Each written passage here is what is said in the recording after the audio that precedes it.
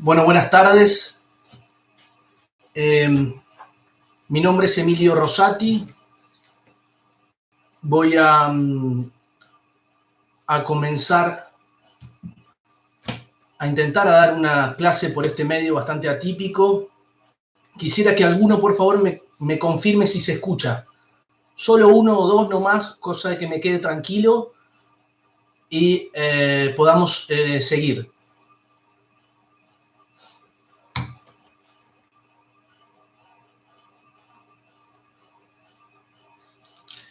Bien, perfecto.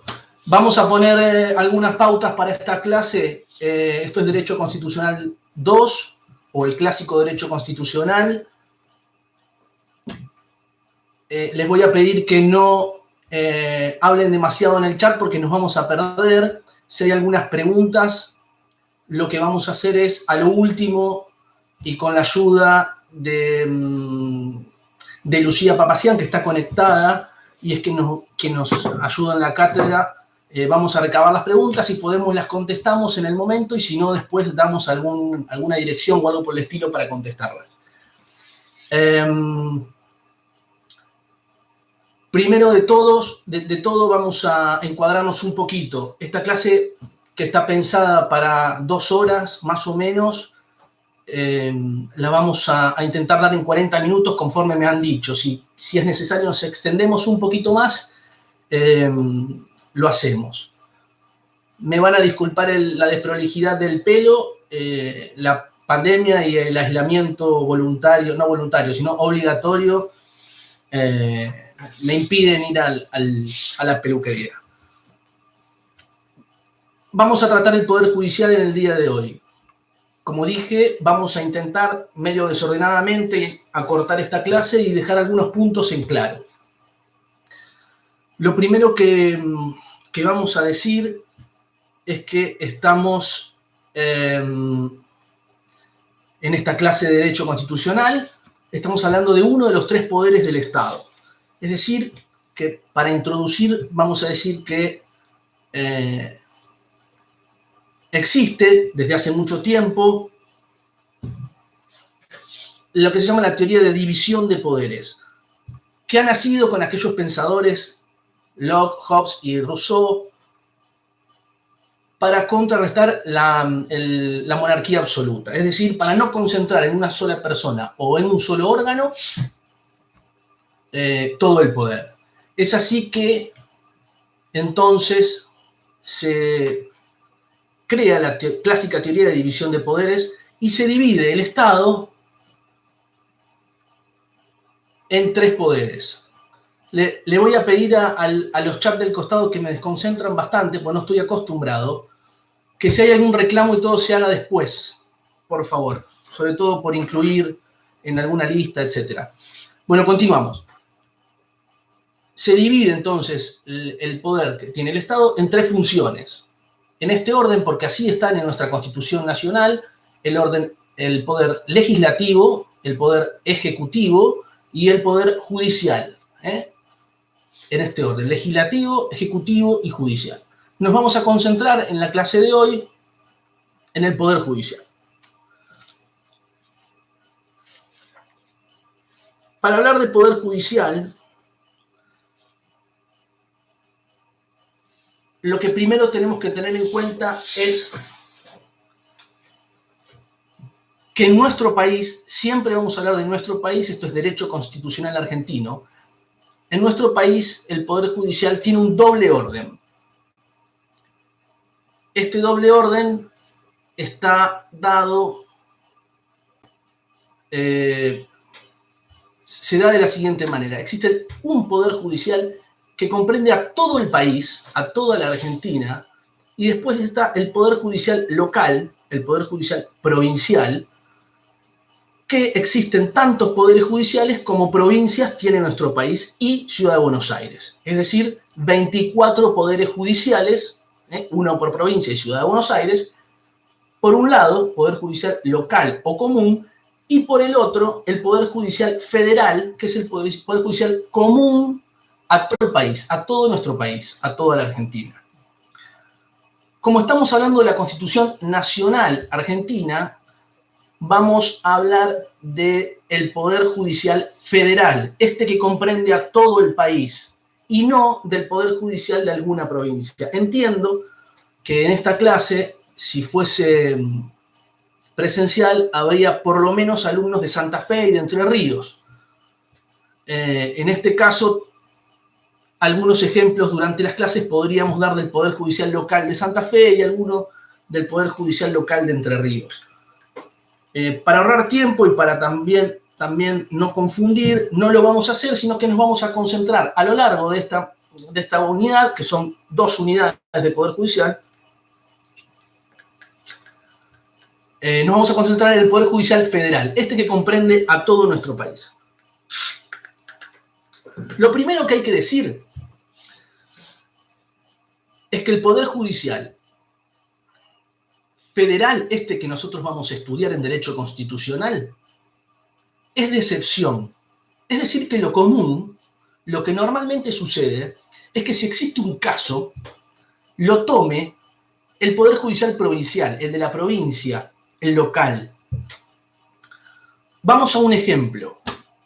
Lo común, lo normal es que si nos roban, sufrimos un asalto, si existe un homicidio, por ejemplo, o existe un choque en una esquina en donde una persona dice tener la razón y le reclama el daño del automóvil a otra, pero esta otra dice que ella en realidad tenía razón y le reclama el daño, que le pague el daño del automóvil al primero. Esto normalmente se resuelve en el Poder Judicial Local, en la provincia, que es el que no vamos a estudiar, repito. ¿Cuándo entonces interviene el Poder Judicial Federal, este que sí vamos a estudiar? Existen 3 razones, por las cuales va a intervenir este Poder Judicial Federal. La primera razón es en razón de las personas. Depende qué persona esté involucrado en este hecho, va a intervenir entonces el Poder Judicial Federal. No voy a ahondar demasiado en esto porque es materia de la bolilla siguiente, pero quiero que lo entiendan. Supongamos una persona común de a pie, yo o cualquiera de ustedes, en principio tiene un accidente, sufre un robo, comete un homicidio o es la víctima de ese homicidio o intento de homicidio, va a intervenir la justicia local. En cambio, si yo o alguno de ustedes fuese el presidente de la nación, o fuese un cónsul extranjero, fuese un embajador, ahí, como esta persona reviste esta calidad que acabo de mencionar, va a intervenir la justicia federal, ya no la local. El segundo de los supuestos, dijimos 3 supuestos, ¿no? En razón de las personas, acabamos de decirlo. Segundo supuesto, en razón del territorio. Normalmente, si estos hechos que acabamos de mencionar suceden en la puerta de mi casa, en la esquina, a la vuelta, en mi casa, me roban en mi casa, interviene la justicia local, en este caso la penal, la justicia penal. Ahora, si el hecho tuvo lugar en un territorio nacional o federal, va a intervenir, es decir, roban la residencia de Olivos, por ejemplo, roban la Casa Rosada, el Congreso de la Nación, va a intervenir ahí la justicia federal. ¿Por qué? Porque el territorio en donde ocurrió el hecho es un territorio federalizado, es un territorio nacional.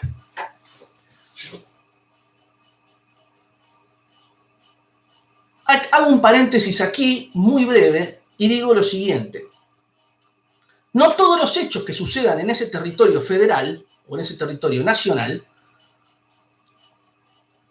van a ser entendidos por la justicia federal. Ustedes me dirán ahora, pero ¿cómo, profesor? Usted me acaba de decir que todo lo que ocurre ahí va a la justicia federal y ahora me dice que no todo lo que ocurre ahí, no. Vamos a un ejemplo. Si estuviésemos en la facultad en este momento, la facultad depende de la Universidad Nacional del Litoral. Es territorio nacional, la facultad nuestra. O el puerto, para quienes son de Santa Fe, toda la parte del puerto donde está el casino, los que viven en Santa Fe o los que conocen Santa Fe, eso es todo territorio nacional, federal. Es decir, ustedes van a ir y van a ver que está prefectura custodiando ahí y no está la policía local. Entonces, un robo, me roban la billetera en el shopping, en el puerto, y interviene un juez federal y no un juez local. No, interviene un juez local. Porque para que ese hecho ocurrido en ese territorio nacional tenga entidad suficiente para que lo absorba la justicia federal, tiene que haber puesto en peligro los fines para lo que fue creado ese territorio nacional. Vamos a un ejemplo. Si en la Universidad Nacional del Litoral, facultad nuestra, ¿no es cierto?, me roban la billetera o a una compañera le roban la cartera o roban la plata de la recaudación del bar, de la cantina,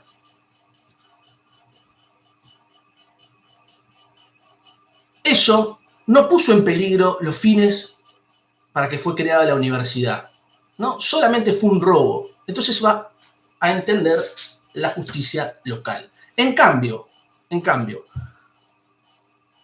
si intencionalmente crean un incendio y prenden fuego la universidad entera, aquí sí estarían puestos en peligro, porque no se puede dar clases, el fin para el que fue creada la universidad y la facultad. Entonces, ahora sí, entendería ahí la justicia federal, que, repetimos, tiene como característica la excepcionalidad. Es de excepción. Es de excepción. Bien. Vamos con el tercer supuesto, ¿no? Teníamos, en razón de las personas, no cualquier persona, sino, dimos el ejemplo, presidente de la nación, algún embajador, cónsul. En razón del territorio, tiene que ser un territorio federal o un territorio nacional, pero no cualquier hecho dentro de ese territorio, sino a lo que haya puesto en peligro el fin para el que fue creado. Tercer supuesto, en razón de la materia. Es decir que no todos los delitos van a ser absorbidos por la justicia federal. Lo común, volvemos al inicio, es que entienda la justicia local. Un choque en una esquina, una violación a la ley de tránsito, eso es competencia provincial. ¿Qué delitos? ¿Qué materia? Materia me refiero a de lo que se trate el caso. ¿Qué materia? Perdónenme, pero en clase también pido mates. ¿Qué materia? ¿Qué leyes tienen que haber sido violadas o transgredidas o tienen que entrar en juego para que entienda la justicia federal? Bueno, las leyes que han sido dictadas por el Congreso de la Nación, las leyes nacionales, no las leyes provinciales o las normas locales. Entonces, se les complica un poquito más. No todas las leyes nacionales que han sido dictadas por el Congreso de la Nación van a ser entendidas si existe un caso por la justicia federal. Aquí también tenemos esta excepción, como cuando hablamos del territorio. Todas las leyes, todas las leyes del Congreso de la Nación, excepto los códigos de fondo. ¿Cuáles son los códigos de fondo? Que los códigos son leyes, por más que sean grandes, tengan muchos artículos. Los códigos de fondo no. Es decir, el Código Penal, por ejemplo, el Código Civil y Civil y Comercial, donde está, por ejemplo, regulado el divorcio. Si yo me divorcio, cuando me divorcié, no entendió un juez federal para mi divorcio. Entendió un juez provincial. En caso de un homicidio, está en el Código Penal, un robo, va a entender ahí la justicia local. Entonces, todas las leyes nacionales, salvo los códigos de fondo. ¿Y qué son las leyes nacionales? ¿Cuáles son, por ejemplo, ley de drogas, 23737, ley de trata de personas? Son las menos en relación a lo común, lo normal, que es la justicia provincial. Entonces tenemos, para concluir esta primera partecita, tenemos dos tipos de justicias. Doble orden, dice el programa, bien dicho. La justicia local, común, provincial, y que existe una por provincia y una en Ciudad de Buenos Aires, 24 en todo el país, y una la justicia federal, que es aquella que comprende a todo el país. Y no solo está en Capital Federal, porque ahí está lo que ustedes escuchan en los medios de comunicación, que es Comodoro Pi, donde están los jueces federales y las cámaras federales, la Corte Suprema de Justicia de la Nación, que comprende a todo el país, sino que existen jueces federales y cámaras federales por todo el país, Es decir, que si aquí en Santa Fe hay una infracción a la ley de drogas, va a entender el juez federal de Santa Fe que está en turno, así en Rosario, en Paraná, en Venado Tuerto o en cualquier lugar del país. Bien, espero que haya quedado claro esta primera parte, que es el doble orden federal. De la justicia, perdón. Vamos a ocuparnos, como esto es Constitución Nacional, de la justicia federal. Bien. Según nuestra Constitución, el Poder Judicial Federal, remarcamos, está compuesto por la Corte Suprema de Justicia de la Nación y demás tribunales inferiores. Esto es artículo 108. Les voy a pedir que los artículos los anoten. Si tienen Constitución, siempre es bueno tener una Constitución a mano, siempre, una chiquita, no tiene que ser ni comentada, ni con los tratados internacionales, porque yo por ahí voy diciéndole, al lado de tal artículo anoten tal otro articulito, porque se vinculan, y entonces cuando ustedes estudian es mucho más fácil, incluso si después esto se rinde presencialmente, que debería sí hacerlo, cuando hacen capilla es mucho más fácil, y les sirve bastante más. Entonces, en el 108, nuestra Constitución nos dice que el Poder Judicial Federal va a estar compuesto por la Corte y demás tribunales inferiores. Acá se para, entonces, lo primero, que es la Corte Suprema de Justicia de la Nación, y el resto, que son demás tribunales inferiores. ¿Qué son estos demás tribunales inferiores? Los tribunales inferiores son el juez de primera instancia. Cuando uno inicia un caso, cuando existe un caso, les hago otro paréntesis. Estoy hablando de caso desde hoy y no hice esta referencia que normalmente la hago. Siempre que la justicia actúe, siempre es porque hay un caso. No puede la justicia ir a buscar algo y decidir, sino que a la justicia le llega un caso. ¿Qué es un caso? Un caso es un pleito, es una disputa. Tienen que imaginarse un triángulo, ahí se ve, un triángulo, en donde en la base, de un lado está una persona que pretende algo, del otro lado está otra persona que pretende algo, tener la razón, una disputa, y en el vértice, equidistante a los dos costados, está el juez o tribunal que decide. Entonces, volvemos a los ejemplos. En un choque, en un robo, en una infracción a la ley de drogas está, por un lado, una persona que dice tener razón, yo no violé la ley de drogas, yo no transportaba, no sabía lo que había ahí, yo era para consumo personal, supongamos, no trafico droga. Y por el otro lado está el Estado acusándolo de haber violado la ley de drogas. En un choque está A contra B, Juan contra Pedro, María contra Josefina. Y el juez va a decidir si tiene razón A o tiene razón B, si tiene razón María, Josefina, Juan o Pedro. Bien. Siempre esto es un triángulo, siempre. Cuando se inicia un caso, no va directamente a la Corte Suprema, que es el último tribunal, sino que tenemos varias instancias, juez de primera instancia, cámaras de apelaciones y finalmente la Corte. La Constitución no dice esto. La Constitución dice que está la Corte por encima, la Corte Suprema de Justicia de la Nación, y que por debajo hay tribunales inferiores. Existen leyes reglamentarias, leyes que vinieron a completar a este artículo 108 de la Constitución, en donde nos dice que estos jueces inferiores, de primera instancia, de tribunales orales, de cámaras de apelaciones, son justamente eso, jueces inferiores. Y los distinguimos de la Corte. Bien.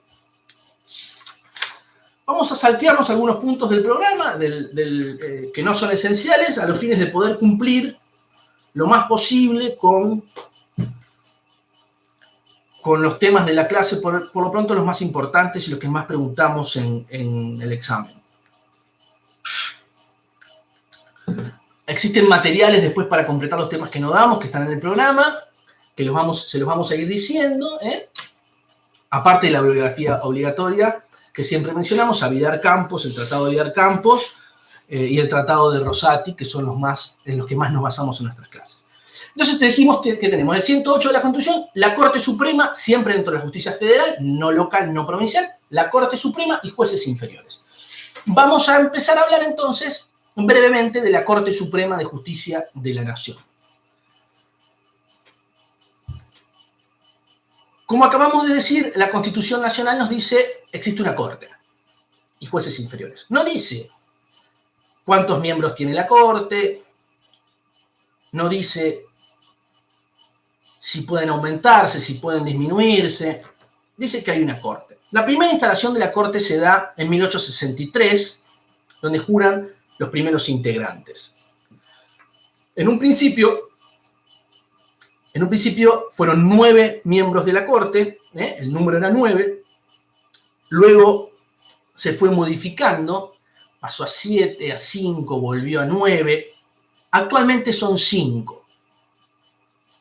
Actualmente son 5, los ministros de la Corte Suprema de la Nación. ¿Cómo se los denomina a ellos? Bueno, la Constitución, a lo largo de su articulado, tiene 129 artículos nuestra Constitución Nacional, los va llamando de distinta manera. Por ejemplo, en el artículo 110 les dice que son jueces, en el 53 y en el 111 les dicen miembros, se les dice también ministros de la Corte, independientemente del nombre, que es secundario, no es relevante, podemos nombrarlos de cualquier manera. Lo importante es saber que actualmente son 5, la ley 26.183 nos dice que son 5. Otra cosa de relevancia que hay que saber es que si una ley nos dice que son 5, para tomar una decisión, es decir, que para que ellos digan tiene razón Juan o Pedro, María o Josefina,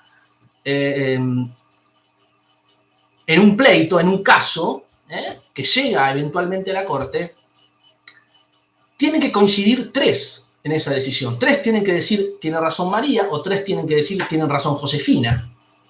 Porque son 5 y de los 5 se logra una mayoría con 3. ¿Estamos? Bien. Supongamos que de esos 3, 2 renuncian. De esos 5, perdón, 2 renuncian. O uno muere y uno renuncia, o 2 mueren. Tienen 3. Esto sucedió hace unos años. De esos 3 que quedan, no hay que, para decidir un caso, tenga razón Josefina o María, no hacen falta 2 que lograrían la mayoría de 3. Hace falta que los 3 se pongan de acuerdo, porque la ley dice que la Corte son 5, entonces la mayoría sigue siendo 3. Esto es fundamental saberlo, porque se han suscitado algunas cuestiones respecto a cuando la Corte fue de 3 y entonces tenían que obligar, los 3 tenían que pensar de la misma manera. Si uno de los 3 decía no estaba de acuerdo con los otros 2, esa causa se paralizaba, ese caso no se resolvía. Ahora con los 5 ministros, siempre hay 3, o los 5 o 4 contra 1, ¿no? Pero si hay solo 3, tienen que estar los 3 de acuerdo. Ese es un punto que hay que aclarar. ¿Qué requisitos tiene que tener una persona para ser ministro de la Corte Suprema de Justicia de la Nación? Es el máximo órgano judicial de nuestro país. Las condiciones de elegibilidad, bien digo, nos encontramos en el artículo 111 de nuestra Constitución Nacional, que a su vez nos va a remitir a otro artículo. Por eso les digo que les voy a decir por ahí, anoten en la Constitución, después les digo el articulito que van a anotar al lado del 111 para que ustedes cuando lean vayan y busquen. El 111 nos dice, y leo textual, ninguno podrá ser miembro de la Corte sin ser abogado, con 8 años de ejercicio y tener las condiciones, las calidades requeridas para ser senador. ¿Y cuáles son las calidades requeridas para ser senador? Eso está en el 55, así que me anotan ahí al lado, en los que tienen la Constitución con lápiz, al lado del senador me anotan el artículo 55, así se van rápido a buscarlo después. Es decir, que para ser ministro de la Corte Suprema de Justicia de la Nación necesitamos ser abogado, con 8 años de ejercicio y tener todos los requisitos para ser senador. Vamos a aclarar 2 cuestiones aquí. La primera, respecto de ser abogado, tiene lógica y es razonable, ¿no? El Poder Judicial es un poder que está profesionalizado. No podemos pretender que una persona que no conoce la abogacía ejerza a las veces de magistrado, ¿no? Tener 8 años de ejercicio en la profesión tiene su interpretación. Vamos a ver cuál es.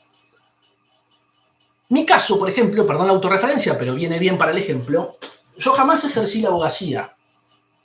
Yo me recibí ya trabajando en la justicia, y aún continúo trabajando en la justicia. Es decir, que yo no ejercí la abogacía, no me matriculé en un colegio de abogados una vez recibido y nunca litigué un caso, sino que yo estuve de este lado del mostrador, es decir, yo siempre trabajé en la justicia. Entonces yo jamás podría ser, conforme en la literalidad de la letra de la Constitución, jamás podría ser ministro de la Corte. ¿Por qué? Porque nunca ejercí la abogacía, nunca tuve 8 años de ejercicio. ¿Cómo se resuelve esto? Pues sería injusto, ¿no? Que habiendo transcurrido toda mi vida, no tuviese yo la posibilidad en algún momento, o no yo, sino personas que tengan mi misma condición, que de hecho ha sucedido y han sido ministras de la Corte, no tengamos la posibilidad de acceder a dicho cargo. Se interpreta que estos 8 años de ejercicio son 8 años de antigüedad, trabajando de cualquier forma que sea, dentro del Poder Judicial o ejerciendo la profesión. Entonces hay que saber que estos 8 años de antigüedad, estos 8 años de ejercicio, son antigüedad en el título. Hasta aquí no hay dudas. Ser abogado, 8 años de antigüedad. Luego, las condiciones para ser senador. Nos vamos al 55, entonces, que ahí están. Buscamos en la Constitución 55, y el 55 nos dice, son requisitos para ser elegido senador tener la edad de 30 años, 30 años, no podemos ser menor. Haber sido 6 años ciudadano de la nación, disfrutar de una renta anual de 2.000 pesos fuertes o una entrada equivalente y ser natural de la provincia que le elige con 2 años de residencia inmediata en ella. Hacemos otro paréntesis aquí, otra aclaración. Para ser senador se exige, dentro de los requisitos que acabo de leer, el de disfrutar de una renta anual de 2.000 pesos fuertes. Esto ya no se requiere más, no se exige más. Este artículo viene de la vieja Constitución de 1853-60, nunca se ha modificado, pero es un requisito que no se exige. Por otro lado, algún alumno el semestre pasado me sacó el cálculo de cuánto es 2.000 pesos fuertes al día de hoy. Yo no sé si es 0,00021 peso o son 100.000 pesos, no tengo la menor idea porque no me acuerdo, porque no se exige. Es un requisito que ya no tiene razón de ser, no es razonable exigir que una persona gane X cantidad de dinero para ser elegido algo. Entonces, esas son las condiciones para ser elegido ministro de Corte. Volvemos a la Corte. ¿Cómo se nombra un ministro de Corte? Y aquí hay que prestar atención, alumnos y alumnas. Porque pregunta de examen de cajón es la diferencia entre elegir un ministro de la Corte, cómo se designa un ministro de Corte y cómo se designa un juez inferior, que lo vamos a ver minutos después.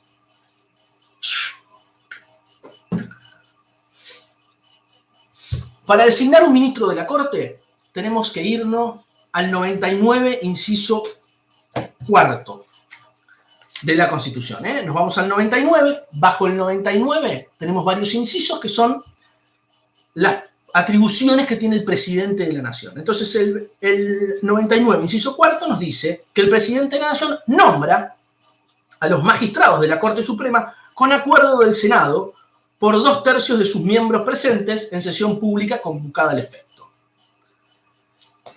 Primer párrafo. Es decir, que interviene presidente de la nación, los designa con acuerdo del Senado, otro de los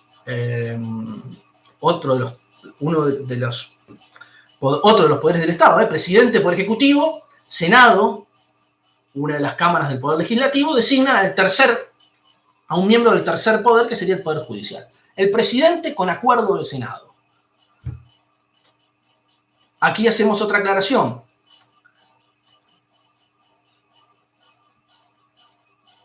Yo no recuerdo si fue en el año 2008, el que entonces era presidente, Néstor Kirchner, firmó un decreto que es conocido como el decreto 222, se van a acordar por los tres patitos, 222, que dispuso que previo a esta designación, a este acuerdo del Senado, a que el presidente envíe a un propuesto a que el Senado les dé el acuerdo, se iba a publicar los antecedentes de esta persona, propuesto o propuesta, para que toda la población y organizaciones intermedias, asociaciones, organizaciones, si tienen algo que decir sobre esta persona, lo puedan decir. Por ejemplo, estamos en desacuerdo de que integre la Corte porque tuvo participación en cuestiones vinculadas a derechos humanos. Entonces, ahí se brinda la información y los senadores que tienen que prestar el acuerdo al presidente van a estar informados de cualquier cuestión que pueda suscitarse. Entonces, este periodo del decreto 222, en donde por un tiempo se publican los antecedentes y ahí se presentarán avales, es decir, apoyamos la designación de este magistrado, de este futuro magistrado, o nos oponemos, impugnamos, impugnaciones se llama, porque tal o cual cuestión. Bien. Luego de este periodo del decreto 222, el presidente envía a cualquier persona que cumpla con esos requisitos, no hay ningún concurso previo, cualquier persona que cumpla con esos requisitos, que repetimos, abogado, 8 años de antigüedad y las condiciones para ser elegido senador, lo envía al Congreso de la Nación, a la Cámara de Senadores, que le va a tomar una audiencia pública, es decir, que cualquiera puede presenciarlo, siempre que den las condiciones para que entren, ¿no? Si quieren 100.000 personas no pueden entrar por cuestiones lógicas, materiales, se transmite por televisión y le van a preguntar todos esos senadores al candidato un montón de cuestiones. ¿Usted qué piensa sobre el aborto? ¿Usted qué piensa sobre derechos humanos? ¿Usted qué piensa sobre tal o cual materia? Entonces, los senadores con todas esas respuestas van a tomar la decisión de darle el acuerdo, prestarle el aval, darle el acuerdo al propuesto o la propuesta por el presidente o no. Entonces, en su caso, el presidente tendrá que proponer otro u otra.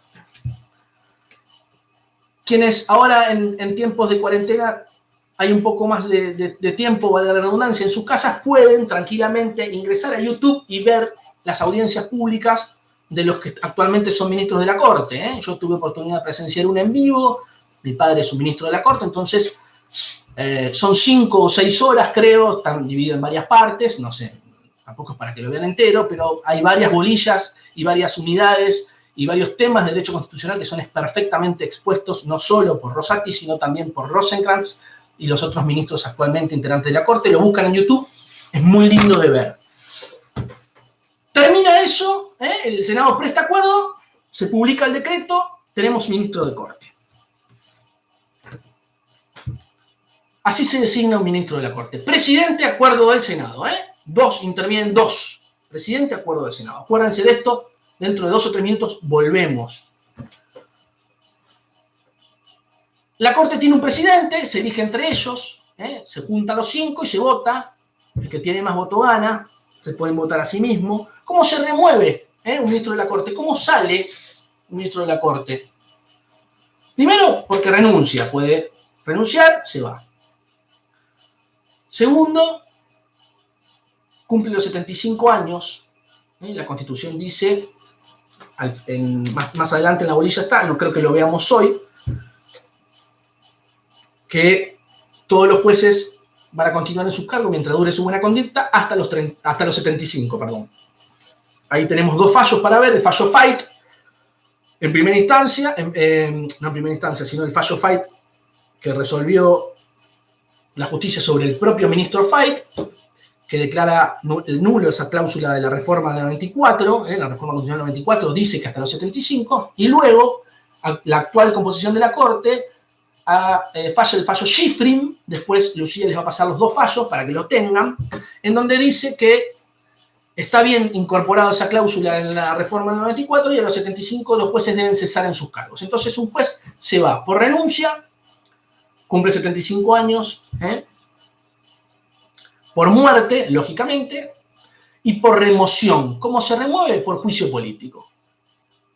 Juicio político, no vamos a andar ahora en juicio político, pues ya vamos 35 minutos de transmisión y no me quiero exceder demasiado, nos vamos a exceder algunos minutos, pero no mucho. Juicio político. Esas son las formas en que un ministro de la Corte deja de serlo. Vamos ahora a los tribunales inferiores. Dijimos que la Constitución en el 108 nos decía que la justicia está compuesta por la Corte Suprema de Justicia de la Nación y demás tribunales inferiores. ¿Cómo se designa entonces a un juez inferior? Ya sea de primera instancia, de cámara, de tribunal oral. Bien. Aquí sí existe un concurso. Aquí entra a jugar lo que también está en esta bolilla, que es el Consejo de la Magistratura, que lo vamos a nombrar y vamos a explicar un minuto y medio, que es el Consejo de la Magistratura. Es un órgano incorporado en la reforma del 94, en la reforma constitucional de 1994, que tiene, entre otras facultades, la de elaborar una terna luego de un concurso para seleccionar a los jueces inferiores. Ya vamos a ver cómo es este concurso. Entre otras cuestiones, administra el Poder Judicial y está integrado, este Consejo de la Magistratura, de una manera, dice la Constitución, que tiene que haber equilibrio entre abogados, jueces, científicos y profesionales. Lo van a ver cuando demos Consejo de la Magistratura. El 114 es, artículo 114. Ahí está el fallo Rizzo también, que Lucía después se los va a pasar. Pero no nos enloquezcamos. Entonces, ¿cómo se nombra un juez inferior a diferencia de un ministro de la Corte? Primero hay un concurso. Se desocupa un juzgado de un tribunal, de un tribunal o de un juez de primera instancia o de una cámara de apelación, porque se crea un juzgado nuevo o porque quien estaba ocupándolo renuncia o fallece o se jubila. Para ocupar ese cargo, el Consejo de la Magistratura convoca un concurso que se llama de antecedentes y oposición. Ese concurso, a cargo del Consejo de la Magistratura, todavía no llegamos al presidente, como en el caso de la Corte, nos vamos a anotar X cantidad de personas, supongamos. Entonces nos anotamos y ese concurso tiene tres etapas. La primera de las tres etapas consta de los antecedentes. Yo voy a presentarme, supongamos que voy a concursar, me presento y digo, bueno, este es mi currículum, yo tengo escrito tantos artículos, escribí un libro, soy profesor de una universidad, tengo tantos años de antigüedad en el título, trabajo en la justicia federal, etcétera, etcétera, etcétera. Y eso me da un puntaje. Después se anota alguno de ustedes, después se anota otras personas y así, y cada uno va con sus antecedentes y cada uno obtiene un puntaje de acuerdo a su currículum, a sus antecedentes, a lo que ha hecho hasta ese momento. El Consejo de la Magistratura es el encargado de evaluar esos antecedentes y ponerles un puntaje. Bien. Tenemos entonces la primera parte. Viene la segunda. La segunda parte consta de un concurso. Vamos todos el mismo día a rendir y estamos 5 horas resolviendo un caso. 5 horas resolviendo un caso. Este caso, que no sabemos ninguno hasta que llegamos, lo resolvemos varios igual, otros de otra manera, etcétera, etcétera. Con una clave, entonces todos anónimos. El Consejo de la Magistratura lo corrige, obtenemos otro puntaje. Antecedentes, primer puntaje. Concurso, rendimos, resolvemos un caso, segundo puntaje. Todo eso se suma y se arma un orden. Entonces supongamos que nos anotamos 100 y pasamos el umbral 20, entonces vamos 20 a la tercera etapa, que son las entrevistas. Entonces nos reunimos con quienes integran el Consejo de la Magistratura y ellos nos van a preguntar, supongamos, el juzgado que vamos a concursar se encuentra en Rosario, jueces federales, entonces nos preguntan, ¿y cómo ve el tema de la justicia federal en Rosario? Nosotros tenemos que decir que hay un montón de causas, faltan recursos, faltan creación de cargos, que es de público conocimiento, la banda de narcotráfico de los monos, y nos mostramos que sabemos sobre la particularidad del juzgado que queremos ocupar. Así vamos todos a la entrevista y nos ponen otro puntaje que se suma a los otros dos anteriores. Los 3 mejores puntajes arman una terna. Una terna. Terna significa 3, ¿no? Esta terna que elabora el Consejo de la Magistratura, que está en esta bolilla, se eleva, o sea, de los 100 que nos anotamos, quedaron 3, se eleva al presidente de la Nación. El presidente puede elegir cualquiera de los 3, el primero, el segundo o el tercero, y enviarlo al Senado. El Senado prestará su acuerdo no ya con una mayoría de 2/3, como era el de la Corte, sino con una mayoría simple. Entonces tenemos esta gran diferencia para nombrar a jueces de la Corte Suprema. Recordamos, presidente con acuerdo del Senado, solo 2, ¿no? Presidente con acuerdo del Senado, hablamos de la Corte, con acuerdo con 2/3 partes de sus miembros, y jueces inferiores, Consejo de la Magistratura, concurso, como lo acabo de mencionar, terna, esa terna al presidente y presidente al Senado con mayoría simple. Aquí tenemos 3 intervinientes en el nombramiento de un ministro, de un juez inferior, perdón. Bien. En el 115 también están las causales de 115 de la Constitución, las causales de remoción de los jueces inferiores, renuncia, muerte, y la remoción no va a estar hecha por juicio político como los ministros de la Corte, otra diferencia, sino por un jurado de enjuiciamiento que va a estar encargado, se va a armar un jurado de enjuiciamiento que va a estar encargado de ver si ese juez sigue apto o no para seguir ejerciendo el cargo. Las causales son mal desempeño en el cargo, delito cometido en sus funciones y crímenes comunes. Bajo estas 3 causales, el jurado de enjuiciamiento puede ir a remover un juez inferior.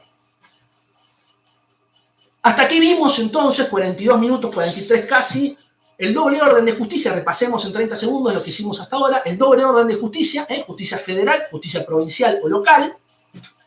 ¿En qué casos interviene la justicia federal? Vimos en 3 casos, en razón de las personas, del territorio y de la materia, ¿no? ¿Cómo está compuesta la justicia federal? Corte Suprema de Justicia de la Nación, sus características, cómo se nombra un ministro de la Corte, qué requisitos tiene que tener y cómo se renueva. Y jueces inferiores, cómo se nombra, cómo se remueve. Consejo de la Magistratura, hemos tocado, qué atribuciones tiene, entre otras, las que acabamos de mencionar.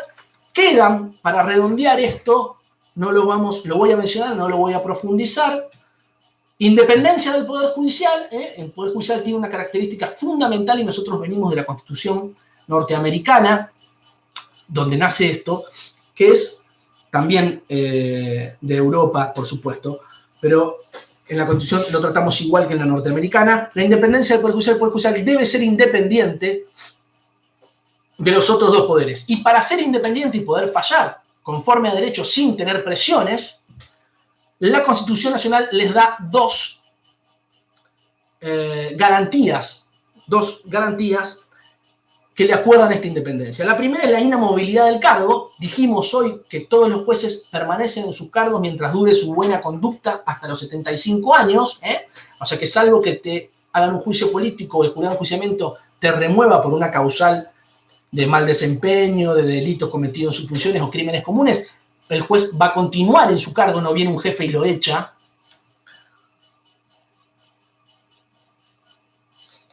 inamovilidad, dijimos, e intangibilidad de su remuneración. No le pueden tocar el sueldo, porque puede venir un gobierno que le disminuya el sueldo o los amenace con disminuir el sueldo si no fallan de tal o cual manera. Esto, aquí está el tema del pago de ganancia de los jueces en esta garantía de intangibilidad de la remuneración. Aclaramos aquí que ha habido innumerables fallos. La Corte ha fallado en el 2008 en relación a que no debe pagar impuesto a las ganancias. Después volvió a fallar con actual integración y sí dice que hay que pagar ganancias. Salió una ley de pago para que todos paguen ganancias, incluyendo los integrantes del Poder Judicial, los jueces, y actualmente todos los integrantes del Poder Judicial que hayan asumido luego del 2017 están pagando ganancias. Para aclarar este tema, aquí tenemos el fallo Gutiérrez 2006, perdón, y el último de la Corte. Entonces, esto para terminar, las garantías, la independencia del Poder Judicial está dada por, entonces, estas dos garantías: garantía de inamovilidad del cargo y garantía de intangibilidad de su remuneración. Dos garantías. Como último punto puede estar queda en realidad, es un punto que a mí me interesa muchísimo y lo doy con bastante ahínco y con bastante vehemencia porque me gusta mucho, que es el juicio por jurados. Daría para media clase tranquilos hablar de este tema, así que no lo vamos a tocar ahora. Hay material al respecto. Acabo de terminar de escribir un pequeño librito sobre este tema que todavía no ha salido, pero ya se lo mandé al editor, con lo cual en clases sucesivas les voy a dar bien las referencias por si lo pueden conseguir.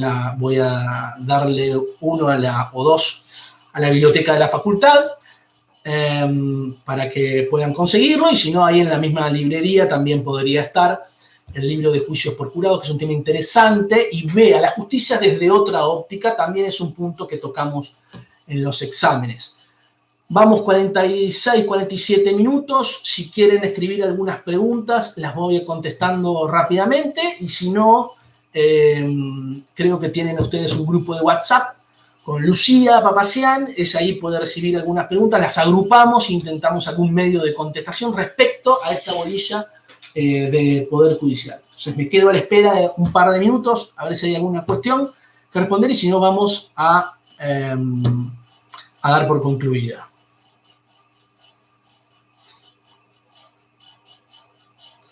Bueno, agradezco las palabras, Agustín Bulacio, Julián Gorilas, Carmen, profe, una duda. Bueno, vamos a esperar que Carmen ponga. Carmen, puede ser Carmela.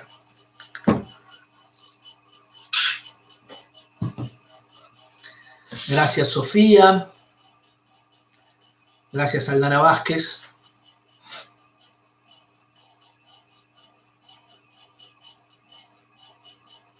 Gracias, Lourdes, también por las palabras.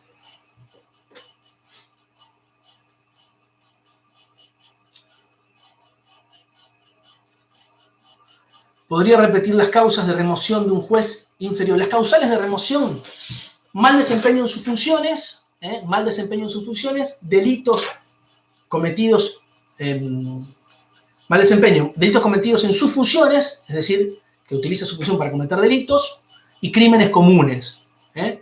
Esas son las tres causales.